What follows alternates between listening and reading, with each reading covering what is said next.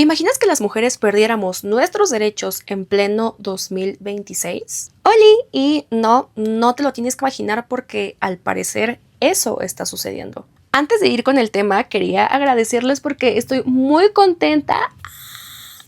Yo anteriores videos les había dado las gracias por 3000 reproducciones, pero ahora llegamos a más de 100,000 reproducciones. Oigan, estoy que no me lo creo. Muchas gracias por estar apoyando el contenido. De verdad estoy muy contenta, estoy que no me la creo. Pensé que para llegar a una cifra así tal vez tardaría un año o más. Muchas gracias. Ya saben, suscríbanse para que lleguemos a los 10,000 seguidores. Ahorita llevamos 6,000. Les agradecería mucho que me fueran a seguir a TikTok, que estoy como @IWantYouMiLili.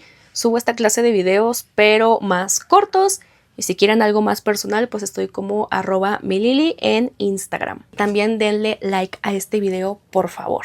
Y listo, ahora sí vamos a empezar con el tema. El día de hoy vamos a estar hablando de las tradwife. Yo sé que esta tendencia podría parecer bastante inocente, que veo mujeres tranquilas en su casa siendo mantenidas y lo único que tienen que hacer es cocinar, ¿no? Pero no, hay algo más turbio detrás. Y entiendo que es difícil verlo turbio porque nos lo trataron de meter de una forma bonita, aesthetic, de lo increíblemente cómodo que es estar casada y que tu esposo te mantenga. Y oigan, no me malinterpreten, o sea, yo no estoy hablando de las amas de casa porque es muy diferente una ama de casa a una tradwife. Son cosas muy diferentes, pero nos están tratando de vender como si fueran lo mismo y no es lo mismo. De hecho, la vida de una tradwife no la podría tener cualquier persona. Digamos que casi nadie de la población en general. Así que primero vamos a empezar con qué es exactamente una tradwife, porque siento que hay mucha confusión alrededor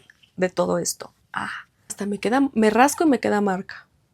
Tradwife es la contracción de traditional wife, o sea, una esposa tradicional. O sea, no es una organización formal o una clase de manifiesto oficial, sino que es una subcultura digital y social. Esto agrupa a un grupo de mujeres, pues, que promueven roles de género jerárquicos y tradicionales. ¿Y cómo se acomodan? Bueno, vamos a empezar por el hombre. Cabeza de familia, autoridad principal, proveedor económico y protector. Ahora vamos con la mujer.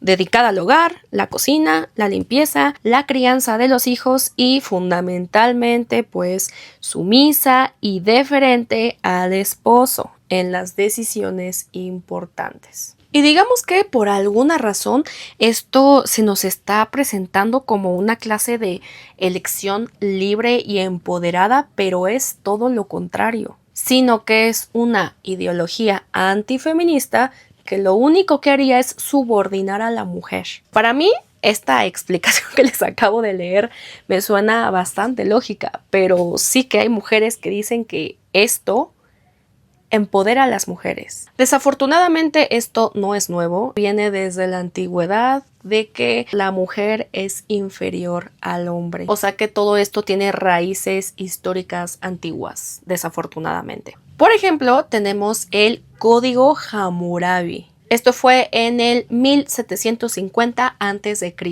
Esta trataba de que la esposa era propiedad total del marido y que aparte él tenía autoridad total sobre ella y sobre los hijos. En la antigua Grecia y en la antigua Roma la mujer también estaba confinada solamente al ámbito doméstico. Ellas no tenían ni derechos políticos ni legales. De hecho, el término oikouros en griego pues significa guardiana del lugar, porque para ellos era la única función que ella tenía. Ya después tenemos las tradiciones judías y cristianas, ya que durante siglos la interpretación de textos sagrados terminaría consolidando esta jerarquía. Esta primera parte fue un contexto histórico para algunos que he escuchado decir que las mujeres siempre hemos tenido derechos. Pues no, fíjense que no. Nunca los hemos tenido realmente. Y cuando empezamos a querer tenerlos, nos los quieren quitar. Pero así como con la ropa, yo sé que tú, hasta yo, hemos agarrado modas donde nos vestimos como en la era de los 90s, de los 80s, de los 2000s. Pues las tradwife también agarraron su estética en los años 50, específicamente la moda de los años 50 en los Estados Unidos. Tras la Segunda Guerra Mundial, los gobiernos presionaron a las mujeres para que abandonaran los puestos de trabajo que habían ocupado durante la guerra y regresaran al hogar. Políticas de vivienda barata, salarios sindicales altos y el estado de bienestar hicieron que el modelo de un solo sueldo fuera temporalmente viable para muchas familias blancas de clase media. Y no solo se queda aquí, porque en programas de televisión como Papá lo sabe todo y La familia Bieber vendieron una imagen idealizada que ocultaba la realidad de las mujeres de clase trabajadora y de color, y que nunca pudieron permitirse no trabajar. Y esto no solamente se queda en los años 50, sino que también tenemos precursoras modernas. En 1963, Helen Andelin publica Fascinating Womanhood, que vendió más de 2 millones de ejemplares. Esto enseñaba que la mujer debe de ser dulce, sumisa y dependiente para ser feliz. Después pasamos a las décadas de 1980 y 1990. Movimientos conservadores religiosos como el movimiento de la mujer cristiana y libros como The Total Woman de 1977 sentaron las bases teológicas. Después de esto damos un gran salto a 2010 y 2019. Este término se empieza a usar en blogs y en foros de internet. Y en 2018, The New York Times publicaría un artículo que popularizó más este término. En 2020-2021, que fue la pandemia de COVID, digamos que fue el catalizador explosivo. Millones de personas se quedaron en casa y pasaríamos a que la cocina casera y la vida doméstica se terminaría idealizando en redes. Y el momento cúspide es de 2022 a 2024. Donde esto se convertiría en un motor principal, con exponentes bastante famosas que ustedes seguramente conocen. Tenemos a Nara Smith, a Hannah Nelleman y Williams, y tienen un despunte tan duro que llegan a millones de seguidores. A mí después de esto me llegó una duda. ¿Cómo es que creció tanto? Tomando en cuenta los años que cursamos, es 2026. Venimos de unos años muy feministas, así que me adentré a investigar algunas causas de por qué esto, a estas alturas, se está popularizando tanto. Primero encontré que esta sería una clase de reacción a la cuarta ola feminista, pues muchas mujeres sienten que el feminismo no respondió a su deseo de maternidad o vida familiar y lo interpretan como una clase de rechazo. También tenemos la precariedad laboral y la crisis económica. Para muchas mujeres, renunciar a un trabajo mal pagado, estresante e inestable parece una clase de refugio. La presión por tenerlo todo, pues el ideal feminista de carrera más familia genera culpa y agotamiento, y el modelo tradwife elimina la presión asignando roles fijos. También tenemos la cultura de redes sociales. El algoritmo premia contenido visualmente atractivo y polémico. La estética de vestidos, pan casero y granjas es altamente viralizable. Y por último tenemos la crisis de valores y soledad. En una sociedad individualista y fragmentada, la familia patriarcal se vende como una fuente de pertenencia y seguridad. Leyendo todo esto me entró otra duda. Yo he visto que, llamémosle moda, no sé, tener una creencia religiosa fuerte es como algo que está volviendo a darse entre la sociedad. Ojo, yo no estoy juzgando a los que tienen creencias religiosas, yo no juzgo nada de eso. Solamente que creo yo que si vivíamos en unos tiempos donde el no creer en nada era como lo cool. O sea, ya era más difícil encontrar a gente creyente joven, sino que ya era la gente mayor la que era creyente. Y ahora te encuentras a influencers, a futbolistas que son súper religiosos, que se la pasan poniendo salmos o partes de la Biblia, muestran cómo van a la iglesia todos los días o todos los domingos. Vuelvo a aclarar, yo no estoy juzgando. Yo cuando era niña llevaba la misma formación. Yo iba a la iglesia todos los domingos a las 8 de la mañana. Pero sí es algo que ha llamado mucho mi atención, porque esto está volviendo a incrementar. Y aquí es donde llegamos al cristianismo como un motor ideológico. El pilar central de este movimiento es la doctrina cristiana. La creencia de que hombres y mujeres tienen igual valor ante Dios, pero roles distintos. Y obviamente también jerárquicos. El hombre lidera, la mujer apoya. Y por supuesto que tiene que obedecer. Les voy a dar un ejemplo de pasajes bíblicos más utilizados que se juntan con todo esto. Solo que una aclaración, les voy a dar como dos interpretaciones, que una es como la versión tradwife y otra es como una interpretación más alternativa igualitaria. Así que vamos a empezar con Efesios 5, 22, 24. Esa es la versión tradwife. Las esposas, estad sujetas a vuestros maridos como al Señor, porque el marido es cabeza de la esposa. O sea, esto es igual a sumisión obligatoria. Pero aquí les va una interpretación más alternativa, que es, que el texto también dice, maridos, amad a vuestras mujeres como Cristo amó a la iglesia y se entregó por ella. O sea, que la sumisión debe de ser mutua. Ahora vamos con Génesis 2:18. Haréle ayuda idónea para él, o sea que la mujer fue creada para servir al hombre. Pero también la palabra ayuda en hebreo, que es eser, se usa frecuentemente para referirse a Dios como socorro poderoso, no como subordinada. Ahora vamos con Proverbios 31. Se cita para alabar a la mujer que trabaja en el hogar, pero se omite que también compra campos, comercia y gana dinero por sí misma. Esta es la versión tradwife. Pero la otra versión sería de que la mujer de Proverbios 31 es autónoma y emprendedora, no sumisa. Ahora tenemos el 1 Pedro 3:1-6. Vosotras, esposas, estad sujetas a vuestros maridos. O sea, ser obedientes.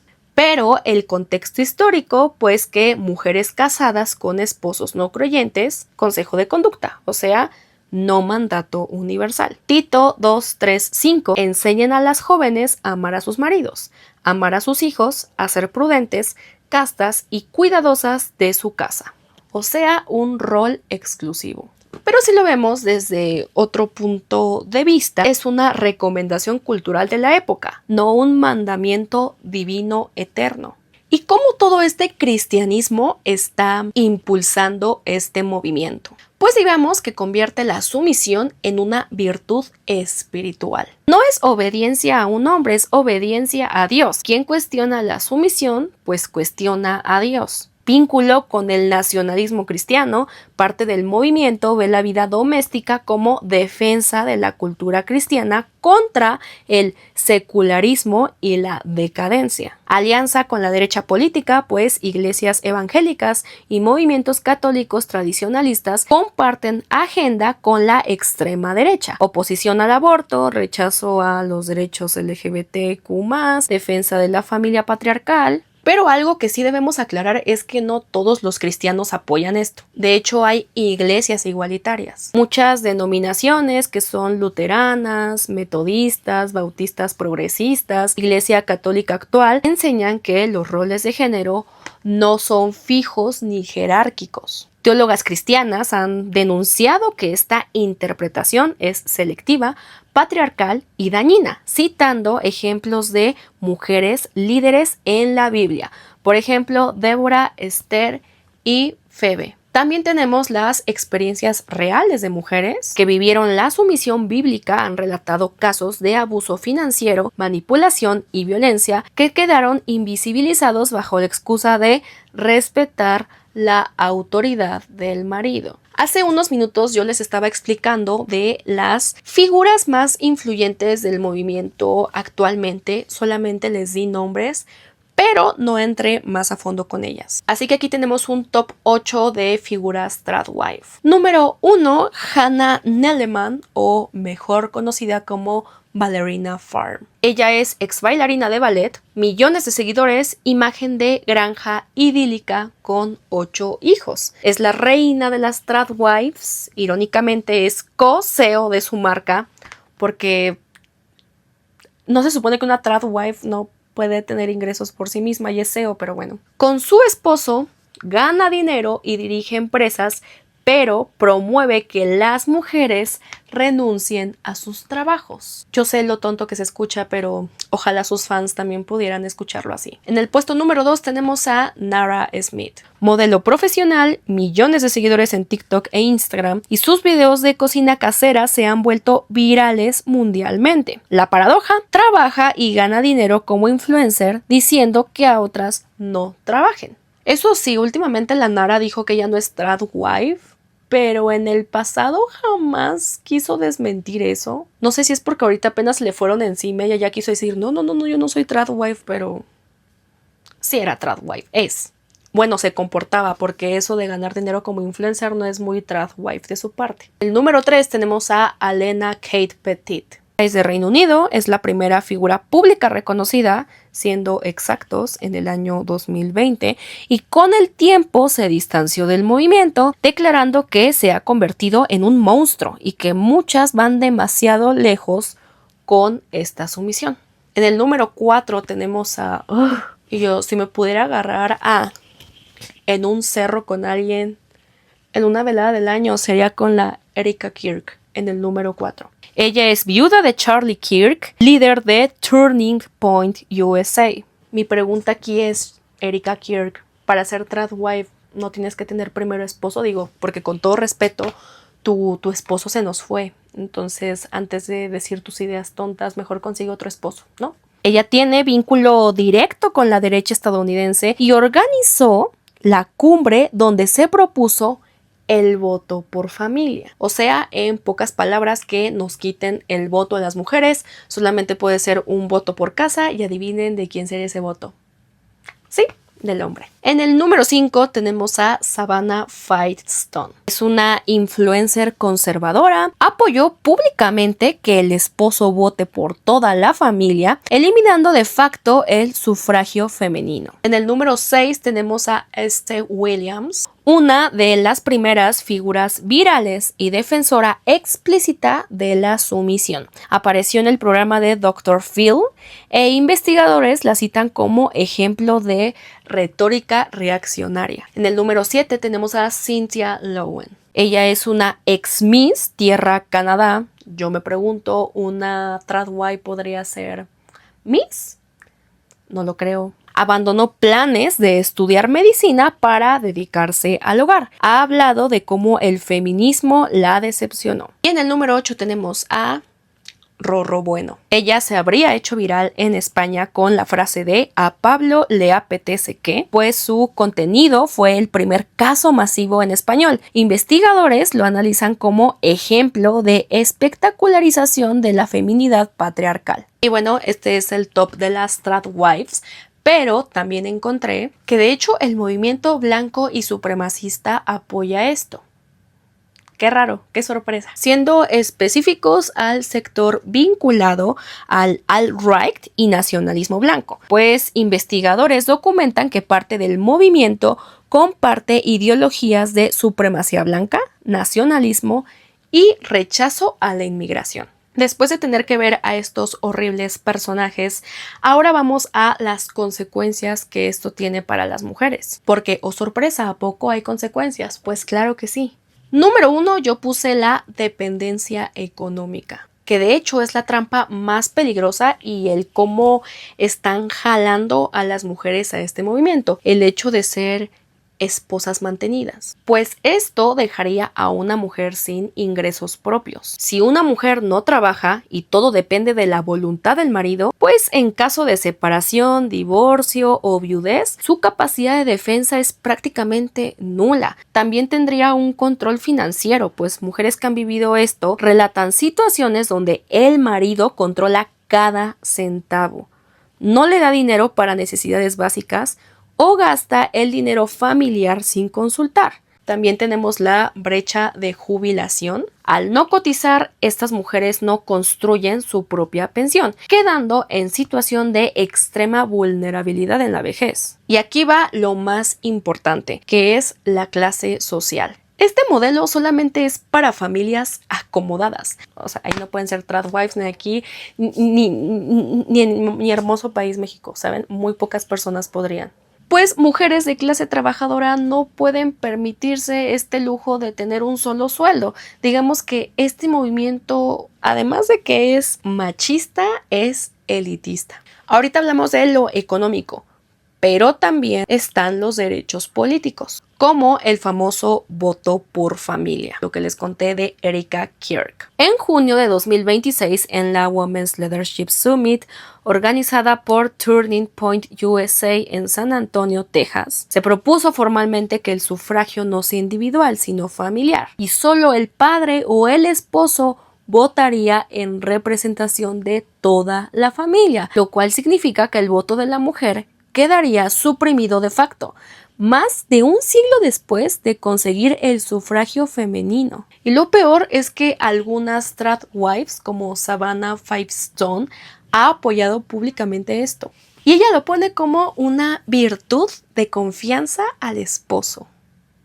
En México y en América Latina, tristemente, este fenómeno está llegando. Medios como Infobae han alertado que no es una moda pasajera, sino una ideología que puede ser aprovechada políticamente por sectores conservadores y de extrema derecha. ¿Y solo peligra eso? Pues no, también tenemos los derechos reproductivos y corporales. La gran mayoría de figuras del movimiento se oponen al aborto en todos los casos, sin excepciones por ya sea violación, salud o incesto. Muchas rechazan los métodos anticonceptivos, argumentando que la mujer debe de estar siempre disponible para la maternidad, y se promueve la familia numerosa como un ideal religioso y nacional, lo que limita la libertad reproductiva de decidir cuántos hijos tú quieres tener. También tenemos los vínculos con la extrema derecha y los supremacistas. Investigadores de universidades han documentado que parte del movimiento se solapa como el alt-right, el nacionalismo blanco y la extrema derecha. La estética misma, mujeres blancas, cristianas, de apariencia europea, excluye a mujeres de color, a inmigrantes y de otras religiones, reforzando ideologías nacionalistas y supremacistas. En países como Alemania, el partido de extrema derecha, que es el AfD, ya ha incorporado propuestas de apoyo económico a madres que abandonen el mercado laboral. Oigan, yo no sabía esto, dije, ¿qué está pasando? Y por si no es poco, también tenemos la salud mental y emocional. Entra la culpa permanente si el hogar no es perfecto, si los hijos no son ejemplares, si el marido no está contento. La culpa siempre va a ser de la mujer. Aislamiento social. Al centrar la vida exclusivamente en el hogar, se pierden vínculos externos, amistades y redes de apoyo que serían fundamentales en casos de crisis y violencia. Violencia de género invisibilizada. La enseñanza de perdonar siempre y mantener la unidad de la familia puede convertirse en una trampa para mujeres que sufren maltrato, dificultando que denuncien o que se vayan. Es hora de ir por mi luz porque se está yendo la luz. Esperen tantito. Ahora vamos a entrar a una parte muy interesante. ¿Qué relación tiene todo esto con el feminismo? Si esto es un avance o un retroceso. Algo muy confuso es que las tradwives usan lenguaje feminista. Hablan de libertad de expresión, de empoderamiento, de autonomía personal. Dicen que el feminismo les dijo que tenían que trabajar para ser valiosas. Y ellas eligen quedarse en casa como un acto de libertad. Ellas presentan su decisión como una forma de poder.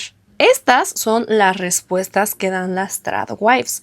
Pero estas son las respuestas que les haría el feminismo. Por ejemplo, que no es una elección libre si hay coerción estructural. El feminismo no obliga a nadie a trabajar, lo que pide es igualdad de oportunidades y libertad real para elegir.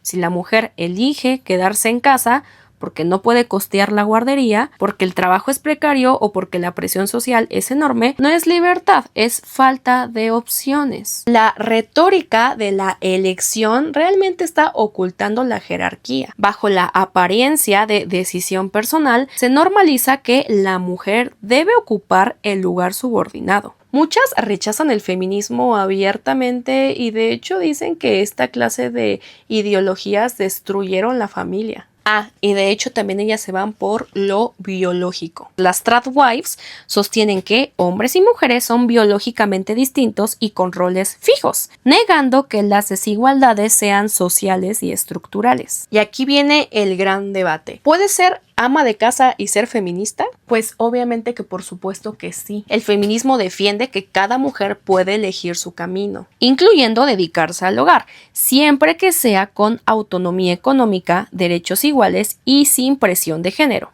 Aquí la diferencia es clave. El feminismo dice, puede ser lo que tú quieras. El movimiento tradwife dice, debe ser esto porque es tu naturaleza y tu lugar. Sí notaron la diferencia, ¿no? Y de hecho el trabajo doméstico es muy valorado y es una lucha entre las feministas, pues el feminismo ha luchado durante décadas para que el trabajo del hogar sea reconocido, compartido y remunerado, no para que sea una obligación exclusiva y eterna de la mujer. Aquí también investigué otra cosa y es que hay muchas paradojas del movimiento. Por ejemplo, el no trabajamos pero ganan fortunas. Pues las principales referentes facturan miles de dólares mensuales por redes sociales, marcas y patrocinios. Ejercen una autonomía financiera que piden a sus seguidoras que abandonen. Elección libre pero juicio moral. Se presenta como decisión personal, pero el discurso implícito es que la mujer virtuosa, buena y piadosa es la que se queda en casa. Las que trabajan son desobedientes, infelices o feministas radicales. Hablan de libertad para negarla. Usan palabras como libertad y empoderamiento para convencer a otras de entregarse a la sumisión y renunciar a derechos. Idealizan a los años 50 que nunca existieron. La imagen de la ama de casa feliz de los años 50 era una simple ficción publicitaria. En esa época las mujeres sufrían depresión, dependencia legal y no podían abrir cuentas bancarias sin permiso del marido. Critican al capitalismo, pero se venden en redes sociales. Muchas critican el sistema laboral, pero monetizan su estilo de vida doméstico en plataformas que son epítome del capitalismo de atención. Prohibido para quienes más lo necesitan. El modelo requiere un esposo con ingresos altos. Las mujeres pobres no pueden permitirse ser tradwives, aunque el movimiento se difunda entre clases medias y bajas. Esto iría empezando con los gringos, o sea, en Estados Unidos. Pero, ¿por qué está llegando todo este fenómeno a México, a América Latina? Pues empezamos con la crisis económica. Pues en México y América Latina la inestabilidad laboral, los bajos salarios y la falta de apoyo hacen que el hogar se venda como una clase de refugio. Comparten la base ideológica del complementarismo. También tenemos las redes sociales sin fronteras, ya que con todo esto, por ejemplo, TikTok, el contenido que se crea en Estados Unidos puede llegar a América Latina. El crecimiento de la derecha en la política. Pues en toda la región los movimientos conservadores están ganando terreno y la familia tradicional se ha convertido en bandera política. Y con todo esto empecé a buscar los riesgos específicos para México y también para América Latina. Las mujeres mexicanas conseguimos el voto en 1953. O sea que esto tiene súper poco. Y cederla ahora sería borrar décadas de lucha. En América Latina, y yo hablando del país del que soy, que es México, la violencia hacia la mujer es un peligro grave. Es uno de los problemas principales en mi país. Esta ideología podría agravar esta violencia hacia las mujeres y dificultar que estas mismas busquen ayuda. También tenemos los derechos reproductivos en jaque, pues el aborto en México aún es ilegal en algunas entidades. El avance de estas ideas fortalece los argumentos de quienes buscan restringir derechos, brechas económicas mayores. En América Latina, la dependencia económica de la mujer tiene consecuencias más graves por la desigualdad estructural. Y si después de escuchar todo esto, tú aún piensas que quieres ser tradwife y que es un buen camino, ok, te voy a dar una lista de cosas que tú haces hoy en día como si nada, pero antes no podías hacer porque no tenías derechos solo por ser mujer. Número 1, salir a la calle sola. Hace menos de 100 años, una mujer decente no podía caminar sola, entrar a un café o viajar sin compañía de un hombre. Podría ser padre, marido o hermano y se consideraba inmoral o peligroso. Número 2. Abrir una cuenta bancaria o tener dinero propio. Hasta mediados del siglo XX, en muchos países la mujer no podía tener cuenta propia, pedir un préstamo ni poseer bienes. Todo lo que ganaba o tenía pasaba a ser propiedad del marido. Número 3. Tener una identidad propia. En muchos lugares la mujer perdía su apellido al casarse y pasaba a llamarse señora de, inserten apellido del marido. No era reconocida como una persona independiente. Número 4. Decidir sobre los hijos. Los hijos eran propiedad legal del padre. Si te divorciabas, casi siempre se los quedaba a él. Tú no podías decidir sobre su educación, salud o crianza sin su autorización. 5. Trabajar sin permiso del esposo. Número 6. Comprar o vender cosas. Y por último, número 7. Elegir dónde vivir. Y como plus, tampoco podías estudiar la universidad, ejercer cualquier profesión, cobrar el mismo sueldo por el mismo trabajo o prepararte para un futuro sin casarte. Y mucho menos podías votar, ser elegida para puestos públicos, no ser obligada a casarte, divorciarte, presentar denuncias ante la autoridad, etcétera, etcétera, etcétera. Después de todo esto, ya llegamos a las conclusiones de todo esto de lo que hablamos. Hay que tener en cuenta que esta no es una tendencia inocente o meramente estética. Es un movimiento ideológico, religioso y político que promueve la subordinación de la mujer. Los derechos sí que están peligrando. También algo muy importante es que no todas son iguales. Sí hay mujeres que aman el hogar, aman la maternidad y eso es completamente válido. Sino que hay un sector de extrema derecha vinculado que tiene una agenda explícita de retroceso de derechos. No hay que olvidar eso. Y este movimiento está creciendo porque el sistema está fallando. Trabajos precarios, falta de guarderías, salarios bajos y presión social. El hogar se vende como un refugio, pero realmente puede ser una trampa. Aquí el objetivo no es criticar a quien ama su hogar, sino defender que la mujer pueda elegir con libertad, real, información y autonomía económica, sin que le digan cuál es su lugar en el mundo. Y listo. Oigan, ¿les gustó el video de hoy? Perdonen el cambio de luz tan abrupto. Lo empecé a grabar un poco tarde. Ahorita ya son las 7 de la noche. Está súper oscuro y tuve que poner mi luz. Quiero leer sus opiniones por acá abajo. ¿Qué opinan sobre este movimiento? A lo mejor hasta salen unas de que no, Mili, ¿sabes qué? Yo soy tradwife. Estaré leyendo sus opiniones por ahí abajo. Ya saben que me pueden seguir en TikTok, estoy como @iwantyomilili, o en Instagram estoy como @milili. Comenten, denle like y suscríbanse a ver si podemos llegar a los 10,000 seguidores. Muchas gracias por ver el video, los te quiero mucho. Bye. Bye. Y Vi les va a decir bye. Bye.